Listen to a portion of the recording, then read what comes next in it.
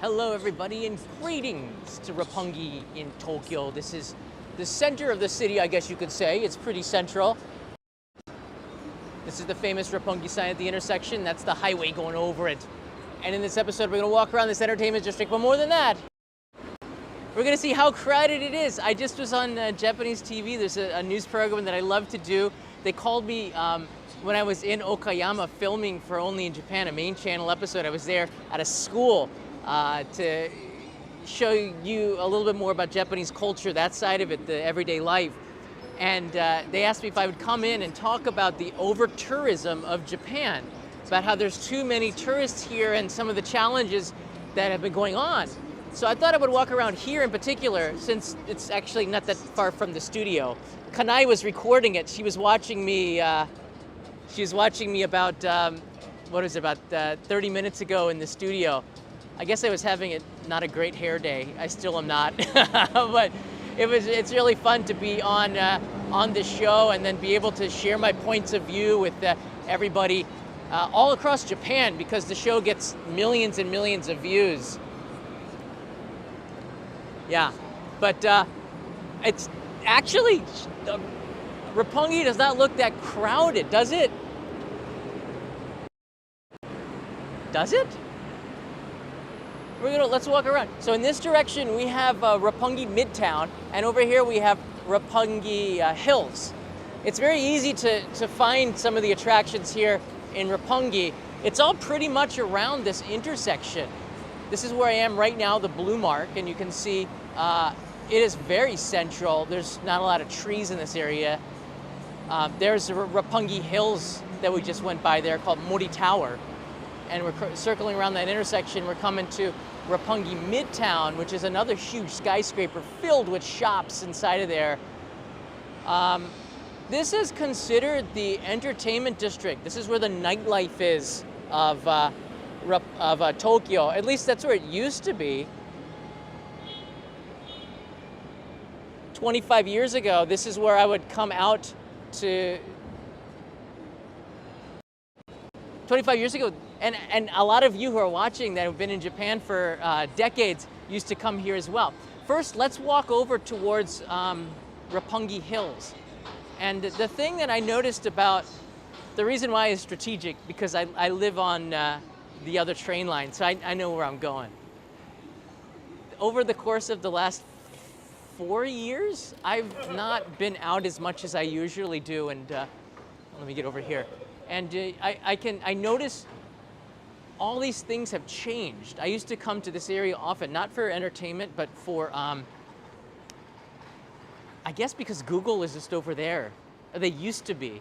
Google Japan moved their offices from, I believe they still might have some office there, I'm not sure, from this area to Shibuya, where they have brand new skyscrapers with state-of-the-art, high-tech, next-generation technology inside of there. The Wi-Fi was like I never had faster Wi-Fi than at the Google office in Shibuya, the new one in Shibuya Streams. So this area is not, I don't know, it's not old, but it's not new. So I usually come down this street and we'll pass where they used to have a Tully's coffee, which is now Shake Shack. And there's some interesting businesses back here too. I'm not sure how the signal is gonna be. Well, you know what? I could show you this as a kayak. This, at night, you'll find a lot of Instagrammers, because I've never seen so much content on Japan than right now on social media. This izakaya gets a ton of attention because at night it lights up, and then you have what looks like a traditional Japanese building with all of these chochin or lanterns. You also got in the distance Roppongi Midtown. You see that big skyscraper there? So you have like what looks like modern and traditional Japan all in one picture. It's kind of cool. This is a chain, I believe. Uohama, right? Yeah, I think it's a chain shop. But certainly you can't get a better location than this, a lot of foot traffic. I'm trying to think. Hello. I'm from America, but I live here. Where are you from? All right. This is a falafel restaurant. He had a cowboy hat. How cool is that? Giddy up. You know what? If I said I'm from here, that wouldn't have been a fun answer. So you have to say I have to say I'm from America because it sounds more exotic, right? Yeah, I still have the makeup on. They said, they gave me a towel to take it off. I said, you know what? I'm gonna live stream, just leave it on. How bad can it be? It's caked on there, man.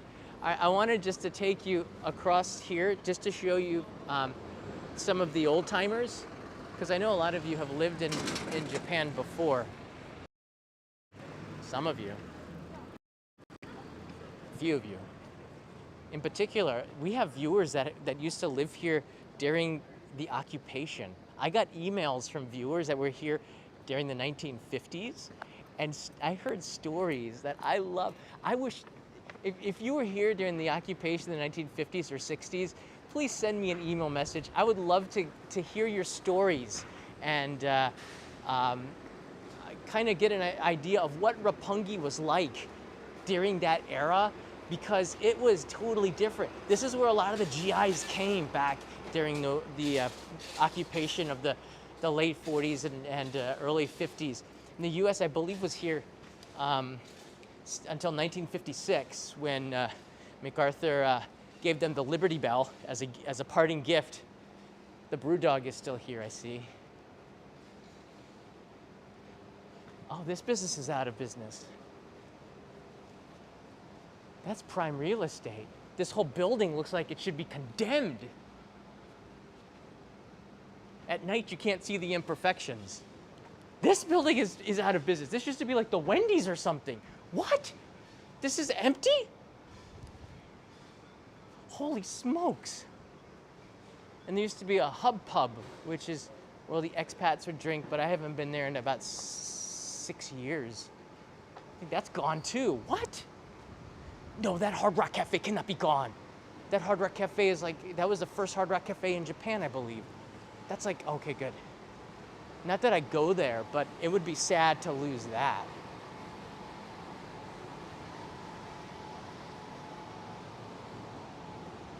There it is. Whew. I'm not a Hard Rock Cafe person. I'm kind of happy that this building still exists.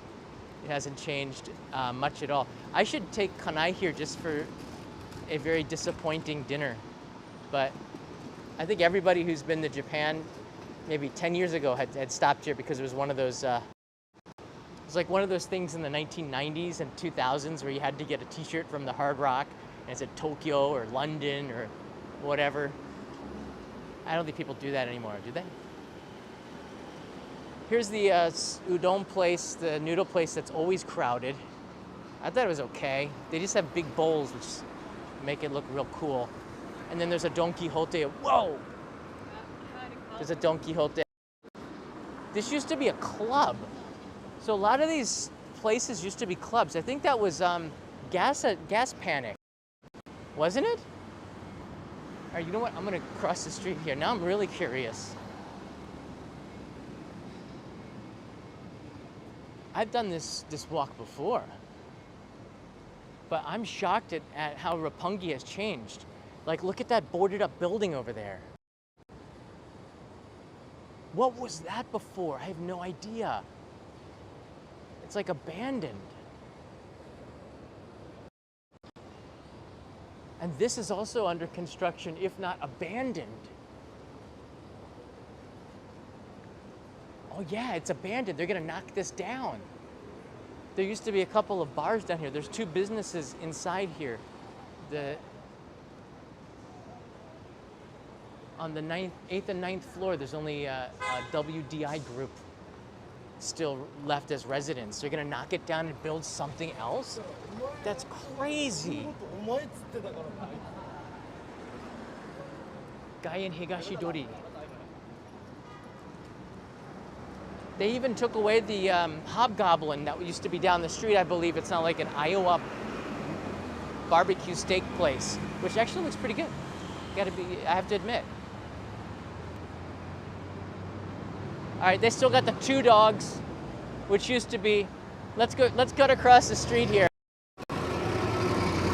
There's the two dogs, which used to be, I forget, some club. I went with my Israeli friend back in the day. I have friends from all, you want to hear something funny? Like, I know the Middle East has a lot of issues, but in Tokyo as expats, I have Israeli friends that are hanging out with, Iranian friends. They don't really care about that when they're here. Like, that stuff doesn't play. Politics that happens back home. Here, everybody was like friends. I haven't gone out for a very long time, but we all share something in common. For expats, we live here, and that's a very bonding thing because we all go through the sometimes frustrating parts of Japanese culture. Yeah, yesterday I was here. Check out this photo. These are some students from Okayama Minami High School, and I was able to make an episode with them at their high school, which is coming really soon. I got one more scene to film later this week, but look how they are really good at modeling. It feels like they're an idol group.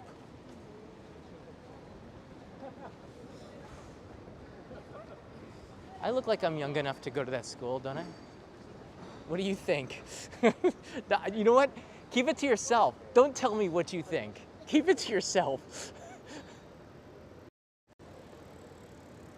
There's a sight that I love to see. That's actually a pretty cool photo. Whenever you can get signs in your photo, it makes it pretty special because it puts it in the place. Roppongi Golchome. So I think from here it's about 10 minutes walk to get to Tokyo Tower. It's not too far away. All right, let's walk down this area. It's changed quite a bit. It's clean. The changes are welcome. I've done this walk at nighttime, which makes more sense. But at daytime, I don't know, you just see a little bit more because it's, bright out. All right, so it's still two dogs. It's just weird. Now, my Israeli friend is a little bit of a nut job. Not anymore. He's calmed down quite a bit. But I remember I'm the shy one and he's the outgoing one. And he'd have a lot of girlfriends. And yeah, this used to be gas panic. And these stairways, a lot of people were making out there back in the day. These restrooms were not clean. People would be making out in there too. And there's a park down here and I've seen people making out there too. So there's a lot of making out here, okay? Just have to put that out there. So the fact that it's cleaned up is an extremely good thing. And then you could go to the basement here. That black door would lead to a club in the basement. And I celebrated New Year's there like 2004 maybe? And it was a pretty nasty New Year. Went home early. Let's not talk about that. What happens in Roppongi stays in Roppongi or gets promoted here on the show. I give it to myself. Hey, tell me what happened last night. Report the news. It's a Roppongi bird.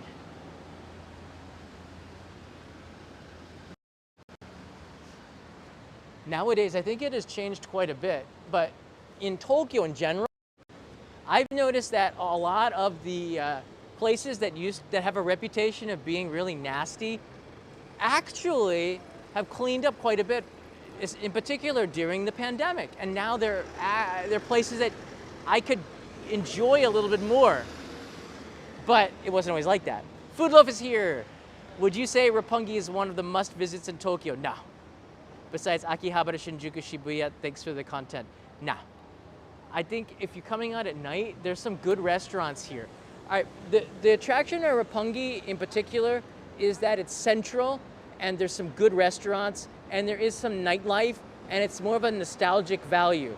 But this neighborhood is changing And I think that it could be one of the places to visit. But right now, as I'm showing you, the places are being torn down. This building is going to be gone by next year. It's already only, all the businesses are gone except for this, was it the 8th and the 9th floors. What takes its place? Probably something really cool. But then there's old places like Propaganda, like I've heard of them, and sake bars and stuff. It's just changing because what people want are changing. I think in the past, Japan did not have a lot of tourists. Arthur Vandelay's here. Hey, Japan didn't have a lot of tourists, but it had more like expats that lived here, and they had bars that were here. And there was just a different audience. Now, since 2013, tourism has been really on the rise. And that's the next thing I want to talk about, the over-tourism that's happening, in particular on the Golden Route, which is Tokyo, Kyoto, Osaka, Himeji, Kobe to a lesser extent, and even Hiroshima, which is in there now. Mike De Silva's here. Rare Hatless. I know. I'm probably not, who knows how long it's going to be there, so it's all good. Here's that udon restaurant, which is quite famous. It starts to get really crowded around 5 p.m. for dinner and then all through the night. You're gonna see on this side, I see massive changes. The Wendy's, is that even here? I know that there's a 100 yen shop, or Daikokuya. I don't remember, this is like a pawn shop. I don't see the 7-Eleven. Oh, there it is right there. The 7-Eleven is here.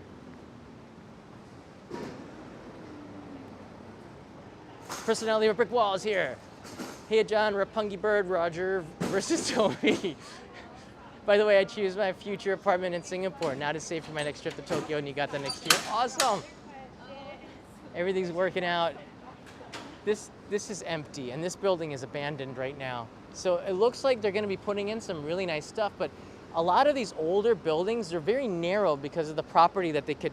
It was back in the Meiji era that I think after World War II, a lot of it changed, but they had families and places had larger plots of land, and then they split it into half and then into thirds, and that's why you get these thin buildings, because a larger plot of land where a family used to live got split into 3 plots. So this one might be 2 and this is 1, for example. And people got creative. So the building used to be 5 stories and they became 8 stories, and they'd find a way to get around it. But this will be history, and so you're probably gonna see a building 3 times higher. Down here, holy smokes, is that? I think this is where Lexington Queen used to be. Lexington Queen is one of the old clubs, 98. I remember going there once, never again. Oh my God, nasty place. I'd never seen, first of all, I don't think I'd ever seen models like this. There are a lot of models. I've never seen like VIP area, which I could not enter. And then just models doing drugs on tables. It was like right there. So I went with my friend, we had drinks. There was this weird girl going around. She looked like she was spaced out. I found her on the floor of the men's room. We picked her up, put her in a chair, and then we left. It's really, really nasty. And from then on, I would only go out if we were going out in groups of friends. Then I guess around the 1990s, there were more people grabbing, a lot of grabbing people, a lot of like strange behavior, druggings, things like this. It got a really notorious reputation. About when the tourist boom happened, there were a lot more police crackdowns, and they started to clean up this area. There were signs warning against people and touching other people, like trying to drag them in particular people from, you know, would try to get people into the bars and would just drag them in. How scary is that? Just different cultures, I suppose, but not anymore. Yeah, there are drugs here. I don't see it. I'm a family man. I don't go out ever, really. You know, even when I travel, I don't go out. I like eat in my hotel room if I'm by myself. Yeah, someone just got in trouble, an actress did in Roppongi or in Shibuya for having something. So just don't do it in Japan. We all know that Japan has a like 90% conviction rate. You know, don't get caught doing something. The laws here are not in your favor, okay? They're not. I'm gonna not take you down towards Midtown or to Roppongi Hills because let's cross the street here. Because I don't think that there's anything interesting. You know what? I need some music to play. I gotta get another smartphone and play some music. Every time WRX Turbo is in the house, we have to play the song. So I'll try to work that out and get some music. But it's nice to see you. WRX Turbo is in the house. Does anybody know the history behind this one? Yesterday I showed you, I went through a really beautiful place in Okayama, and to the gardens, Korakuen, and the castle, Okayama Castle, and we saw some really interesting statues. And in the heart of Roppongi, we have this. So I'm gonna make it a tradition. You shouldn't be touching people, so touch the guitar. So when you come to Roppongi, you have to play the guitar. There you go. Help her make some music. Very cool. I don't know the history behind it, but what is this? Haru deru derumu jose. I can't read that. Spring ladies.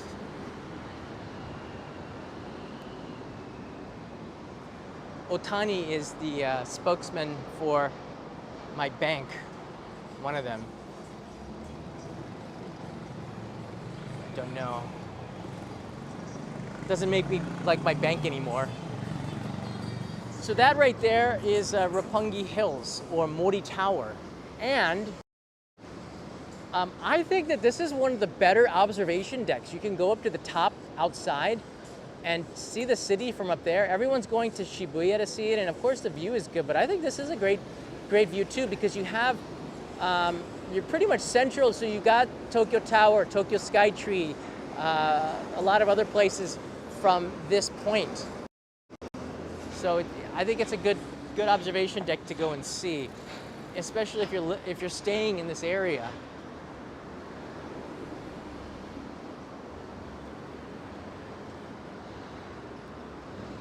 Now, I gotta point out one thing.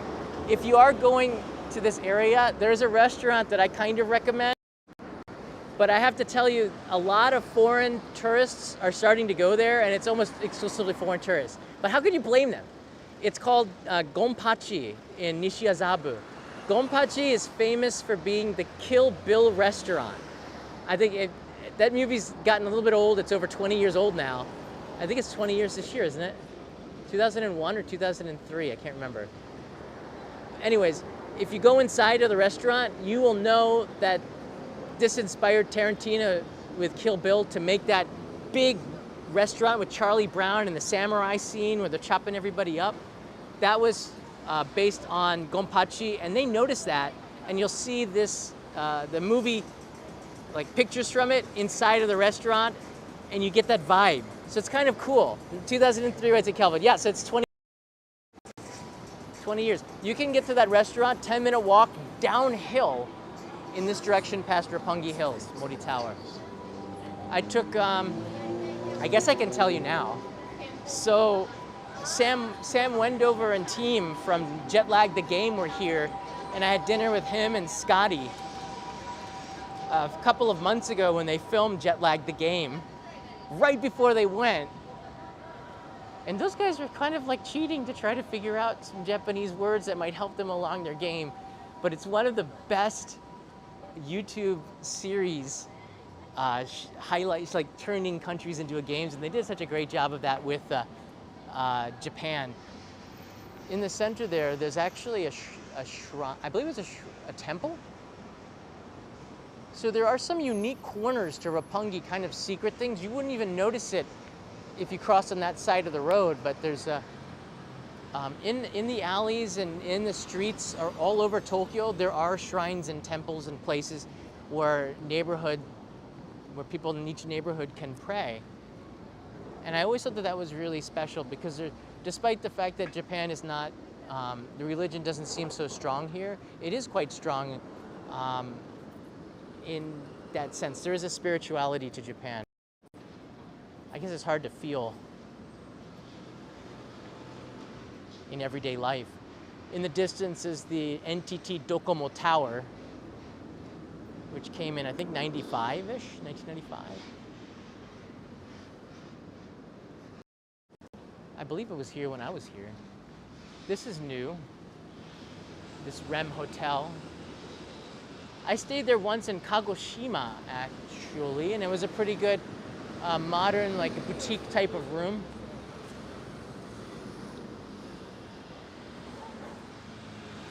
The best hidden shrine is one in my ward, Chuo ward I live in. There's a place called Tsukuda. You should go and visit that. That might be the most surprising place of Tokyo that you ever visit. It is quiet, and this month they have a festival that they hold every 2 years, but they haven't done it in 4 years. It's the Sumiyoshi Jinja Festival. And the entire island, which is an original island in Tokyo Bay, now it's been built out with man-made islands to make it larger. But there were Osaka fishermen that were stationed on this island that could only get off and on by ferry, and it wasn't a very big place, created this shrine. So this festival is very lively, as you would expect from Osaka. I think it takes place in a couple of weeks, and I will be there with Leo and Kanai, most likely. But I also want to ask you guys, if you're going to be in Japan on September 9th and 10th, and you're interested, join us, because I'll be taking a bus tour with a bunch of viewers. Right now we're at 30% capacity. We need 5 more people we got to get at least 50% full on this bus to make it a reality. But it's, I'm going to be leaving Tokyo on the morning of the 9th and taking some people with me. If you want to meet at Tokyo Station, we'll get on the Shinkansen, go to Nagaoka, get on this bus, and we're going to go to Katakai Fireworks Festival, where they have large shells. It's, I don't know, I want to say like 100 times bigger than anything that they shoot up in Tokyo. It is massive. They got the Yonshakudama, which is the end of the event. It's massive. And then they have 2 Sanshakudamas, which is like, it's pretty massive. And I wanted to share my love of Japanese fireworks. So we have 30 people can go on this trip. I'll put a link in the description, but yeah, my friend who's the connection with the National Japan Fireworks Association has helped me put this together, and I'm really excited. I know Diana and Joss are coming. There's a bunch of other people that are going to be on this bus from all over the world, so I'm super excited about that. Trust me, you will never in your life see anything like this show. Not only is the festival better because it's not as crowded, it's like the countryside. We're gonna get immersed into the we're gonna go to an Obachan restaurant where an old lady is creating the food. I want to support local businesses on this. We're going to a local hotel. So it's not a chain hotel. It's a nice hotel. You get an onsen there.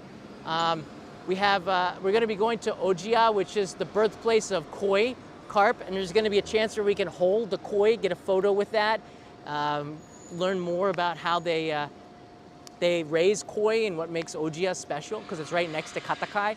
And then we get to meet Honda-san, who's the insane genius who created the largest fireworks shell in the world that's shot up every year. Other people have done it, like one-offs. He does it 2 times every year. He used to have the Guinness Book of World Record. And you're gonna see that. It's just an amazing event. It's 70,000 yen, and everybody gets a free happy as well. And with the hotel and the reserved seating and everything, I think it's a pretty good deal. I wanted it to be something that was, I don't know, not too expensive, but it's not like chump change either, right? So this is Roppongi Midtown. And I've noticed that Roppongi is not that crowded. A lot of it is stuff that you would go to if you were living in Japan, like restaurants and like overpriced shopping, things like that. If you're like a diplomat's kid, you might be hanging out here. But I don't think tourists, there does not seem like a lot of attractions.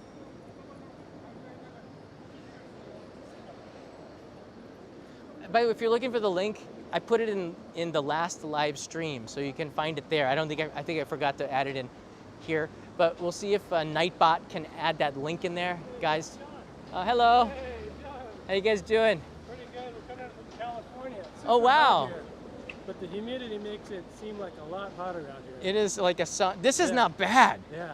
I don't even have shorts on, and Well, I I'm didn't doing okay. recognize you because you're all dressed up. I just got off of a TV shoot over there. Cool. Okay. It's still freaking All right. hot. All right, cool. Okay. What do you guys come to Roppongi? Is there anything here? Met up with some friends. I'm actually meeting my wife around here. She's with her friends. Oh. And we're here to visit relatives. Okay. Actually, I'm the relative, Fujiko Hemming's relative. Oh, sugoi. Yeah. That's really cool. I might have a You Found Me card Okay. because you found me. I found John. Hey, can you hold this for a second? Okay. Can- This is your new gimbal. Yeah. I don't think that gimbal's doing too well though.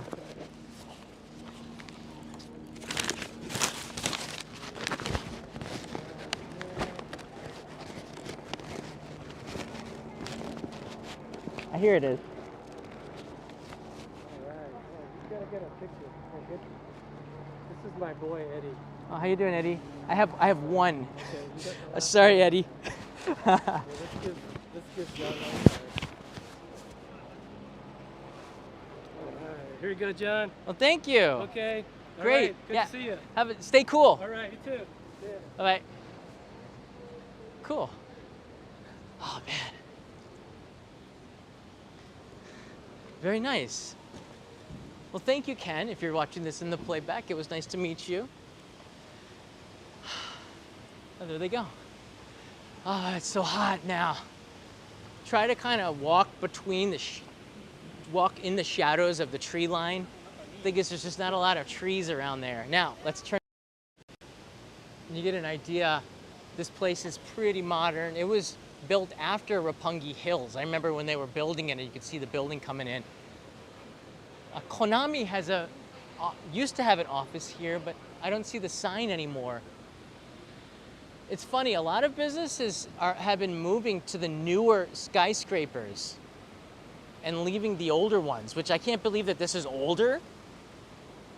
But I just noticed that. I have friends that worked at a marketing company called ADK, and they moved from Higashi Ginza to another newer office because it shows more prestige by doing so. You see a ton of restaurants here, lots of shopping.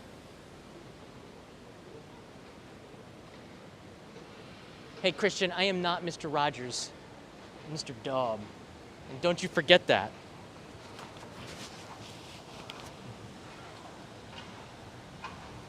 You could call me John Sensei. I just left a school in Okayama. That was so cool. I have a scene in the next video where I enter the classroom and they do what they would do if the teacher comes into the school, and it reminded me so much of like the military. I was a little bit overwhelmed by all of that. Roppongi Midtown is kind of cool to walk around, but I'm gonna be honest with you. Number one, not very crowded, and number two, I don't know. This is not.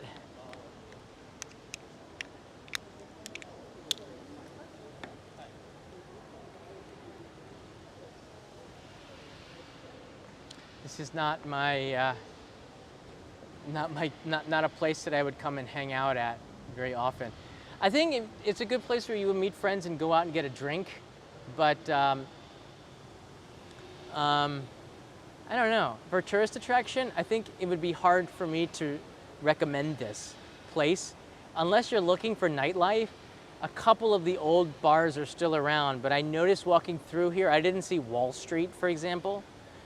I didn't see a lot of the old bars. I think if they got in trouble, then they were shut down.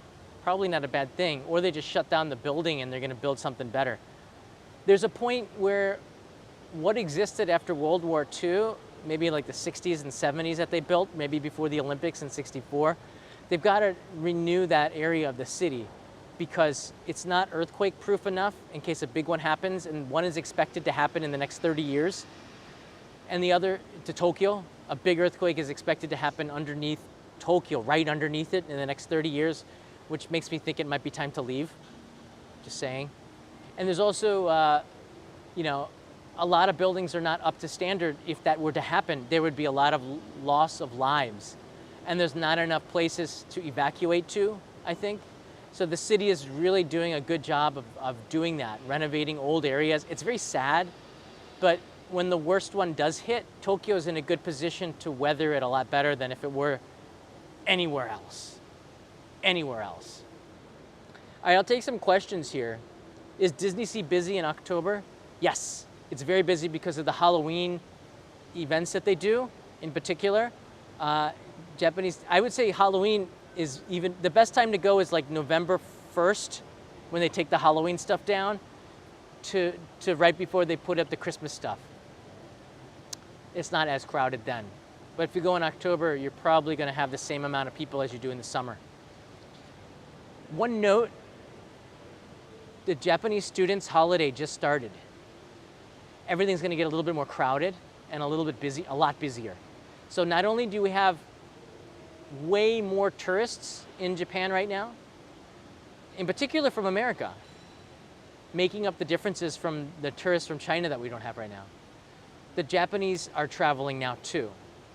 So tomorrow's live stream, I'm going to give you an update a little bit on the tsunami, the human tsunami that's happening right now all over Japan, where the Japanese and foreign tourists are now clashing. And there's a lot of stress and there's a little bit of anxiety because of it. You go to a tourist attraction on the Golden Route in particular, Kyoto, you do not feel that zen. And a lot of foreign tourists are complaining. You don't feel, you go to Kinkakuji, you don't even see the temple. It's like this, it's so crowded. And you're like this walking through. It's not pleasant. And everyone sort of smells a little funky. Like it smells like a Six Flags at 4 p.m., but it's still noon. So it's not a good time to travel to Japan in October. Rolex, that's not true. It's a good time, just not for Tokyo Disneyland. The only issue with October that I have, besides Disneyland at Halloween time, is the typhoon season. Other than that, it's cooler. The weather's nice. The days are still fairly long, because in January it gets dark really early. October it's still fairly long-ish. And the food starts to get really good. Autumn Japanese cuisine is so good. That's maybe the best season. You get the harvests going on. The mochi, the rice in particular, it's all new rice. A lot of fruits and vegetables. They reach their harvest in the fall. The chestnut season is there, so a lot of modern desserts. It's really good. Would Christmas be right to visit Japan? I guess so. I'll tell you what, at Christmas time, I want to get the heck out of Japan because I can't feel Christmas here. It's, if you love Japan, then any time's the right time. Christmas, you have illuminations, you have some light ups, but there's no feeling behind it. And I've always felt after 25 years in Japan that Christmas here stinks. So that's why you'll find me in Germany, in Switzerland, in Austria, in wherever, France, Europe, because I kind of feel Christmas more. And then we go home to America, and then we really feel Christmas. We basically I prefer to go home the long way through Europe, visit some Christmas markets, and then go back home and see family. And that's what Christmas is all about, right?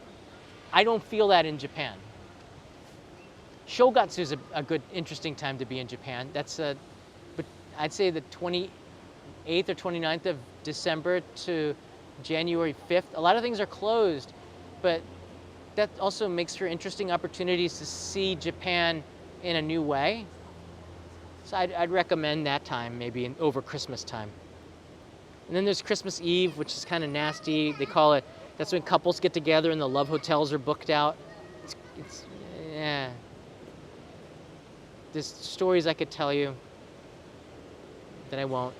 Hey John, I'm going to Japan for the first 2 weeks of August. Whoa, from Australia. Any main tips on dealing with craziness of tourism at this time? Yeah, I'm glad that I talked about this earlier. Yesterday's live stream, walking through Okayama, wake up early. If you've already, and you're coming from Australia so you don't have jet lag, but if you can get up, if you're an early riser, like 5 a.m., do some stuff like for 2 hours, then eat breakfast. Then do some stuff for another 2 hours. Then in the afternoon, I'd say around the time that you should avoid, maybe 11:30 to 4 is usually really crowded. Maybe that's the time you just kind of hang out in a cafe or you stay somewhere cool, go shopping.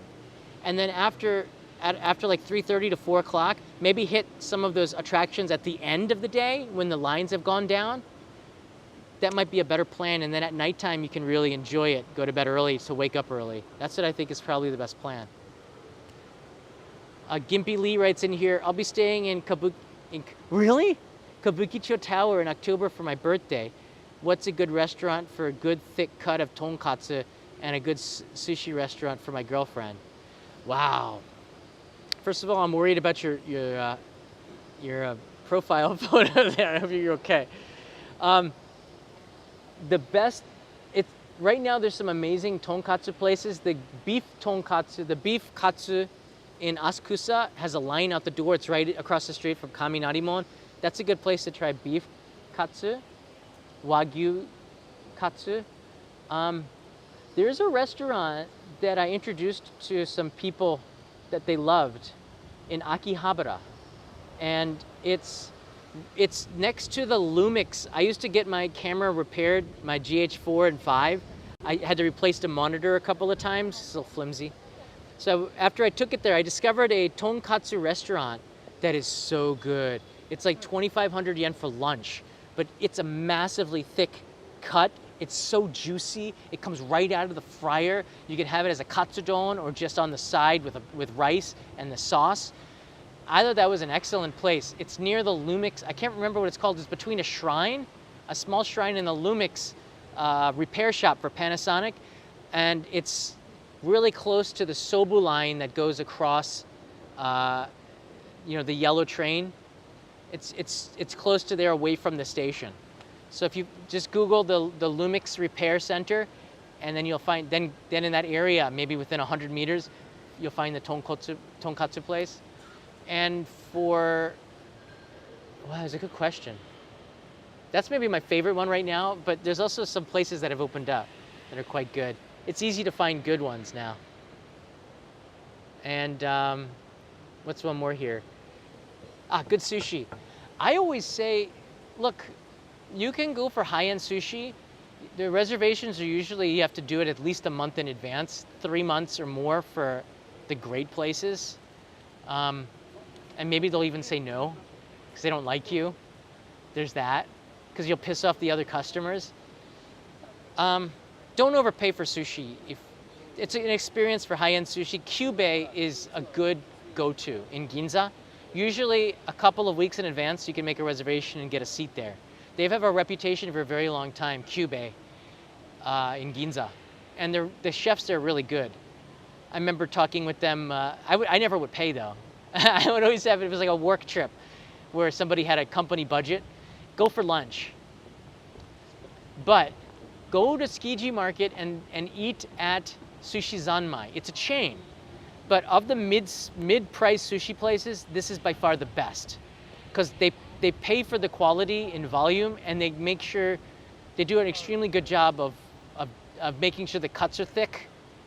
And the sushi chefs all train in the building across the street from the Honten. Try to go to the Honten, because the best chefs are there. It's the one that has a line, eat there. It's always a little bit better if you're gonna eat there. And they have this maguro. Oh my gosh, it's so juicy. They flame throw it. What When I ate there with Mike Chen, this episode's on the old channel, so I can't recommend it. But I ate there with Mike Chen, and we did 2 episodes. I said, what do you want to do? He goes, I want to try all sorts of sushi. I said, okay. So we got this variety sushi where they made it in front of him, and Mike had never eaten sushi before. And that was a cool experience to share his first sushi here in Japan at Sushi Zanmai. And Mikey's now, I've seen him eating sushi recently, so that's kind of cool. But then I did my episode after this because it was a collaboration, and I just wanted to focus on maguro. So we had 5 different types of maguro there. And it's about 800 yen, and you can get 5 pieces of maguro and taste chutoro, akami, chutoro, otoro. They had like a negitoro, I think, and abura. I forget what it's called now. But it's flame, I think it's chutoro that's been blowtorched, and the fats start to like expand and grill over, and it's so good. I remember we ate that, and we were like, it's like, remember when Joey and Chandler were in the Lazy Boy chairs, and they put the chairs up and they go, oh, and then they went one more level, oh, it's that level. The aburi, right, Kelvin? It's Lazy Boy chair extreme level, oh. That's how good it is. So you don't have to pay an arm and a leg for sushi in Tokyo. You get an amazing, don't get me wrong, if you're gonna pay 30,000 yen for high-end sushi, and that's what it should cost, okay? The sushi chef should be making $500,000 a year. So you should be, and they're not taking a lot of customers. So it should be a premium product, all right? So you should pay a minimum of 300,000 yen, 30,000 yen plus drinks. So it could be, last time I went with my friends, Simon and Martina, I haven't heard from them in a long time. We ate at sushi, where did we go? They took me to a place in Roppongi Ichome. I don't know why. They made an episode called The God of Sushi or something there. And the 3 of us ate, and we ended up spending about 42,000 yen on sushi and 2 bottles of wine. And it was a great night. And one of the things that I love about Martina as a creator and a person is that she had a notepad, and she's doing her best to restart the channel. I don't think she's restarting it anymore. She's a warrior. She wrote down and studied every single piece of sushi, and the sake brands, she'd write down and note the ones that went the best with each sushi, and so analytical in that way. I was just super impressed. Yeah, I love them both, so. Anyways, the thing is, Sushi Zanmai, you probably spend about $20, $30 and you're gonna be full.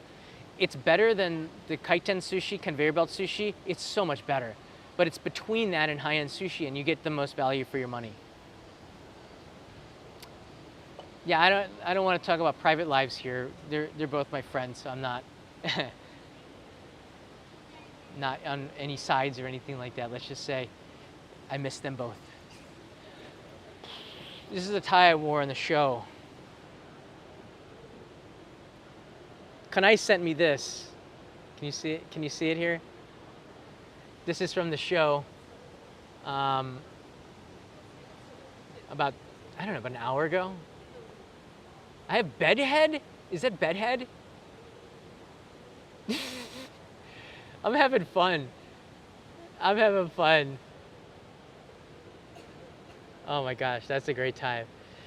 The host of the show is his name is Megumi-san, and he's from Kagoshima Prefecture, and I told him I'm making an episode in Kagoshima right now. I'm going back there next week. And he's really happy about that. It's cool because the show, I always wonder what I'm doing on the show, all right? It's a news program that's live, and I have to speak Japanese. My Japanese is awful. There's people who speak way better than me, but it's not about how good your Japanese is, all right? It's about how you can have fun in a high-stress situation like a live TV show where 1 million people are watching. Like, if this was a live stream, there's over 1 million people watching. The live stream be going like this. The Twitter feed's like off the charts for the show. And I don't think about that. The only thing I think about are my friends in the studio and the stage, and they had a live audience again, and I was waving to the live audience. And I looked at these two old ladies like in their 60s, and I looked straight at them and I go, and they started to giggle like this, like they were like I was Ringo, Paul, and John, and that was a pretty cool feeling. But it's nice to have a live audience there because during the pandemic we didn't have in the studio. It was really a tough time, so that was cool to see today. But yeah, when you're in a production on TV, it's really easy to be nervous and think about yourself. I still get nervous, really. I make mistakes too, but it's all about you thinking about the people around you and making them better. And as a show navigator and as somebody who's a host, you have to think not about yourself and what you're supposed to say, but think about how you answer the questions, keep it short, and make it about the other people around you so that they can add to it. And that's kind of cool, and that's something that I've grown at by doing this over and over. Because I'll be honest, I don't like being on Japanese TV. It's stressful. I can't speak Japanese that good, all right? But I love the people. I love the staff. They work so hard. That news program, they are 24 hours a day cultivating news stories to present to Japan, which forms the opinions that people have about this country. And so my job, in a way, as a foreigner here, is to make them understand the foreign point of view and always be really positive, which is always something that I do 99% of the time.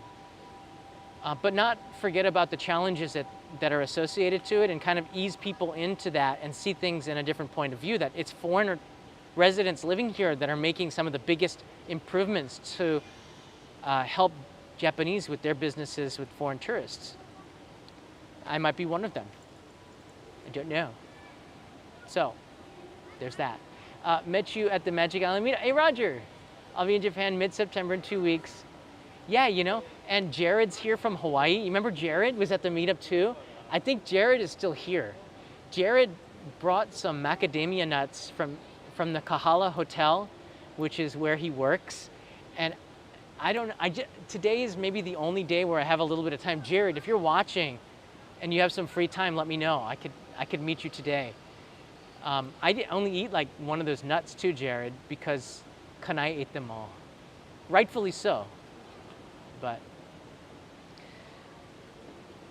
Leaf writes in here, live TV, way stressful. But you know what? After doing Only in Japan Go for 1,000 episodes, I'm good. I get nervous, but once the show starts and the red light goes on, I only just want to have fun. And I think that just comes from doing something enough times that like I was on a show with Tokoro George. Do you know Tokoro George? Do you have a picture of that? I don't know if I have a picture of that here. I was on a show with Tokoro George a couple of weeks ago at NHK, and that's the most nervous that I've been, because I'm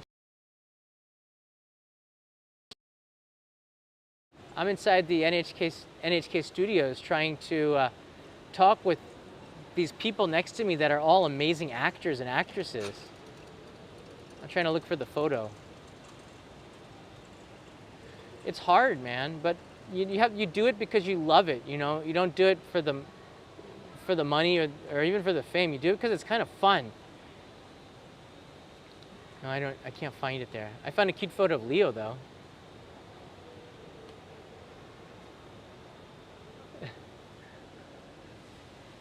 There's that. I can't find the other one. All right, there you go. John spends so much time in front of a live camera, he is having fun at this point. Hello, Hi821. I have something to send you, by the way. So from Discord sent me a gift. I think you should have it, because just to promote the Discord server, the Discord server that we have would not be as good as it isn't without Hello Hi821. So a big shout out to him for making that community really good. And by the way, congratulations, Joy, you have a wrench next to your name again. Welcome back, Joy, which is cool to see. So yeah, I'll try to send out a package to you this week. It's just been crazy because I'm not around this whole summer. So Yeah, I'm just filming for the main channel now. It's time to edit today. That's what I'm going back to right now. You're welcome. And when you come to Japan, we gotta have to share a bottle, one of those Surukame bottle of sake, okay? And one of these days you will be here. Maybe not in the near future, but you'll be here. All right, everybody, thanks for watching. I appreciate the questions. You can leave a comment below and I'll try my best to answer it. I usually look at them in the first couple of hours. I haven't done a lot of live streams this month because my schedule has been crazy busy. The end of this week, I have another shoot in Harajuku, so I might be able to see you there. Actually, if you're in Japan on the 28th, I would like to see you guys at Harajuku. We're gonna do a meetup maybe, I don't know, like noon, and there's a chance I'm gonna be wearing a costume. So if you're in Harajuku on the 28th around 11 or noon, just stay tuned. In the next live stream tomorrow, I'll give you some more information, but I'm filming a main channel episode and it might be pretty cool to end it with everybody who might show up. So I'm filming an episode in the morning with some high school kids.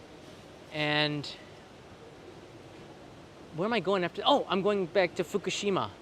So I'm gonna be going to Fukushima to film the Soma Noma Oi, which is a samurai horse festival with a history going back 1,000 years. They're celebrating their 700th year.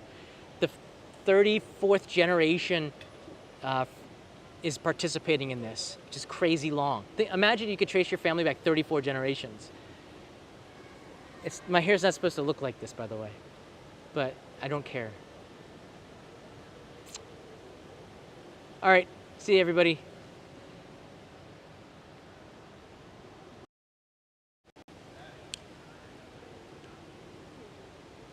This is the view